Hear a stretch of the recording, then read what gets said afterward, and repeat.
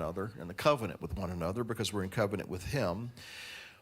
It's also important that in doing this that we learn not to fear man more than we fear God. The world's gone crazy out there. Have you noticed? Who hasn't noticed yet? Let me see your hands. And I'm not going to get political. I'm not. But there's some crazy people running this place.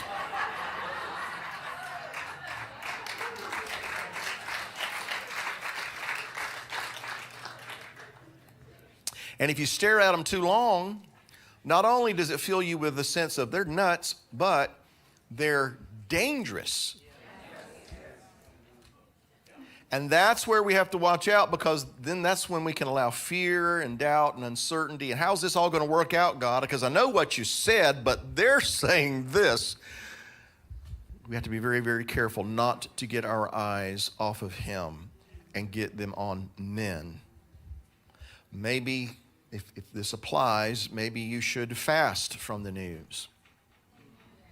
I've been fasting from the news for, I would say, probably close to a year now.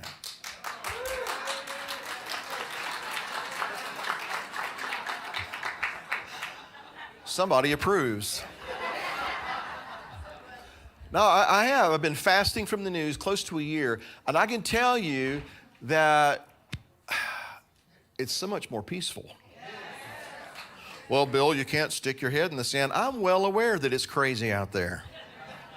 I'm well aware there's crazy folks out there.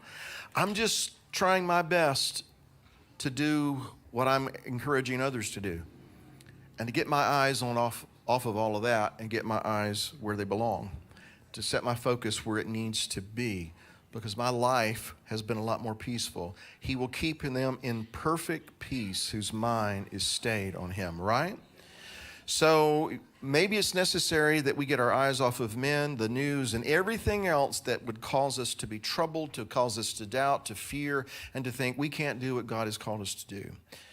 Because if we focus so intently on what men or mankind is doing to the point that we neglect our calling, then I will suggest to you that we are, potentially anyway, repeating the sin of the 10 spies. When we give into fear, that might prevent us from fulfilling our purpose.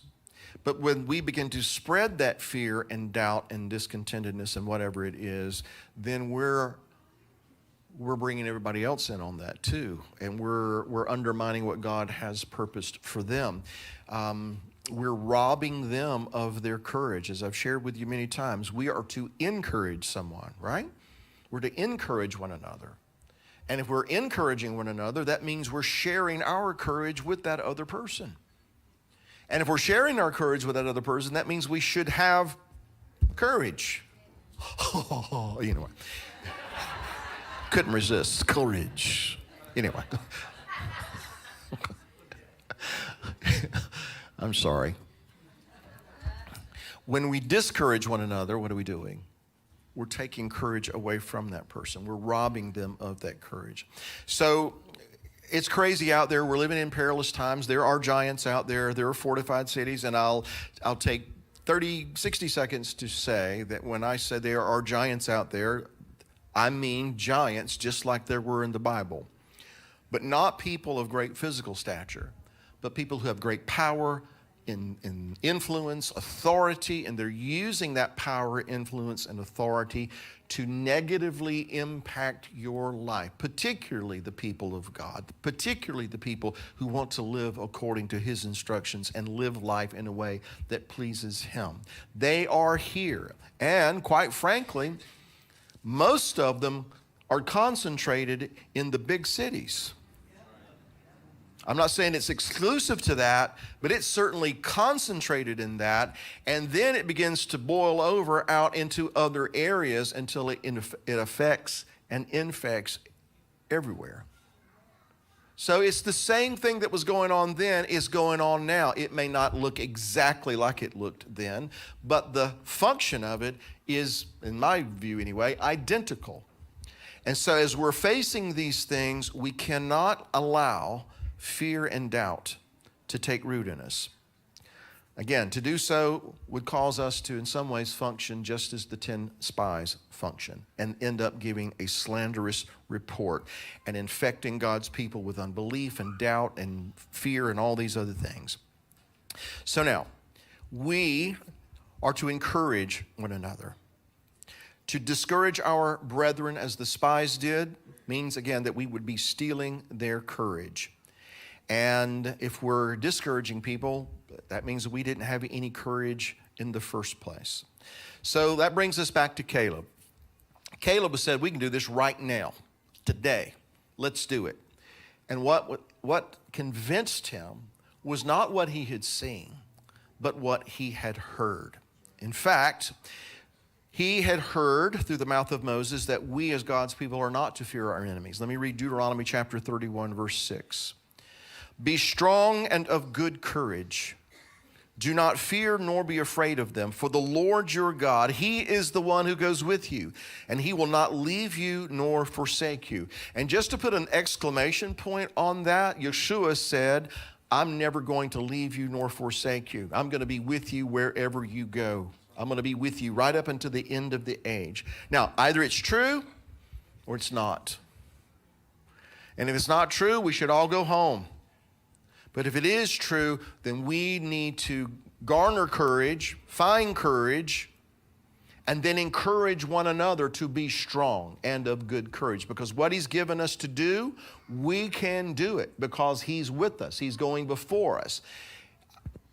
I'm going to brag on him a little bit here where this little congregation's concerned. He meets our needs before we know we have need of it. That doesn't happen because he's cobbled together the smartest people that are out there. I can guarantee you he has not done that. Not where this one is concerned anyway. But he meets our needs before we realize we have need of that. He goes before us. That's what I'm trying to impress upon you. He has been going before us already, and we trust that he will continue to do that. What we must do is to continue to place our confidence and our trust in him and keep our eyes on him and not get distracted by all of these other things that are going around. So it boils down to this: who are we going to fear more? The giants or the one who's told us to conquer the giants? Unfortunately, Israel of old thought, well, they're stronger than we are. And they feared that which they set their focus on. And I want to really underscore this point. We will fear what we revere. We will fear what we revere. So who do we fear more? Pharaoh or God, the God of Abraham, Isaac, and Jacob?